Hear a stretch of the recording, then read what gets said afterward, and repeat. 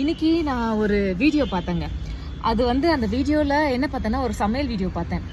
அப்படியே பலாக்கொட்டை இருக்குல்ல, அதை அப்படியே எடுத்து அழகாக உப்பு போட்டு தண்ணியில் வேக வச்சு எடுத்துட்டு, ஒரு பேனில் வெங்காயம், தக்காளி, பச்சை மிளகா, கருவேப்பிலை எல்லாத்தையும் போட்டு நல்லா ஃப்ரை பண்ணிவிட்டு, மிளகா பொடியெலாம் போட்டுட்டு, இந்த பலாக்கொட்டையை உரித்து அதை கட் பண்ணி அதில் போட்டு கிண்டிட்டாங்க. இந்த அளவுக்கு அதை சாப்பிட்டாவே அதோடைய டேஸ்ட்டு அமிர்தமாக இருக்கும். ஆனால் அவங்க என்ன பண்ணியிருக்காங்க அப்படின்னா, இது எல்லாத்தையும் மிக்சியில் போட்டு அரைச்சி, அதை ஒரு கொரப்பாக அரைச்சி எடுத்து, அதையெல்லாம் குட்டி குட்டி ரவுண்டாக உருட்டி, அதை மறுபடியும் எண்ணெய்க்குள்ளே முக்கி பொரிக்க வச்சு அப்படியே எடுத்து வச்சு அப்படியே வீடியோவில் காட்டுறாங்க. அதை பிச்சு டேஸ்ட் பண்ணுறாங்க. பார்க்கறதுக்கே அது அவ்வளோ டேஸ்டியாக இருக்கும் அப்படிங்கிறது நமக்கு பார்க்கும்போதே புரியும். அது நல்லதா கெட்டதாங்கிறத நாம தான் யோசிக்கணும். என்னை பொறுத்த வரைக்கும் ஒரு விஷயத்த மைண்டில் வச்சுக்கோங்க. என்ன நம்ம பண்ணணும் அப்படின்னா, உணவு பொருள் இயற்கையாக கிடைக்கிறத எடுத்து